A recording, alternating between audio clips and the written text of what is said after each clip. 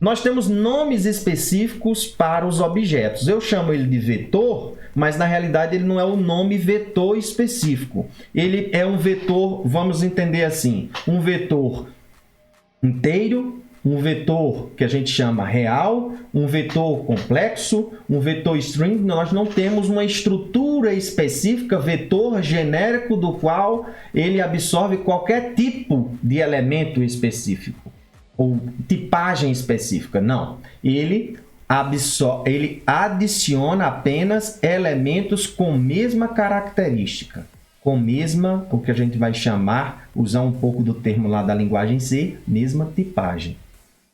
Beleza.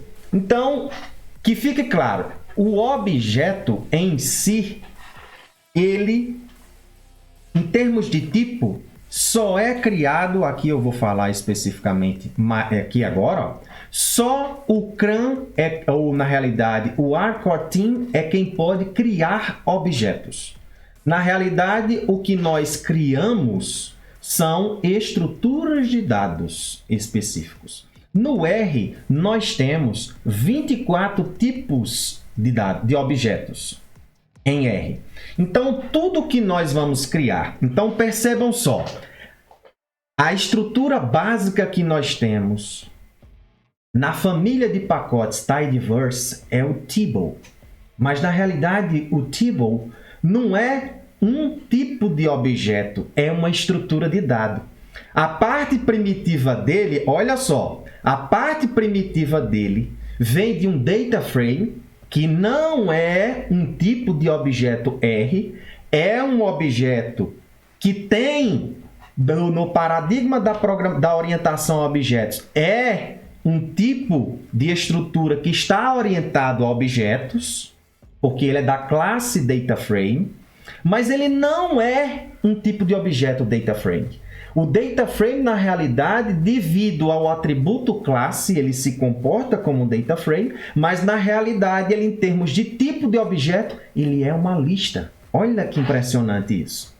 Então, na realidade, nós não conseguimos criar objetos em R. Na realidade, o que nós criamos, vamos pensar aí, estrutura de dados.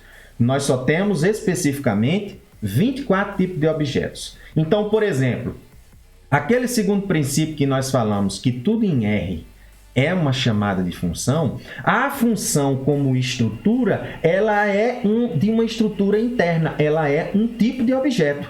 Objeto do tipo function. Só que ela tem nomes específicos na tipagem da linguagem C, tá? Então, ela é um tipo de objeto.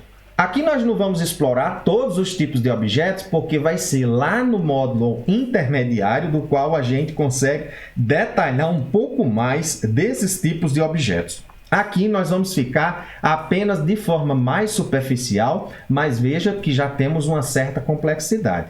Com esta aula, a gente já quebra alguns paradigmas do qual a gente simplesmente, como usuário em R, já utilizando o R dentro de análise estatística, muitas vezes a gente chama uma coisa de objeto quando na realidade ela não é.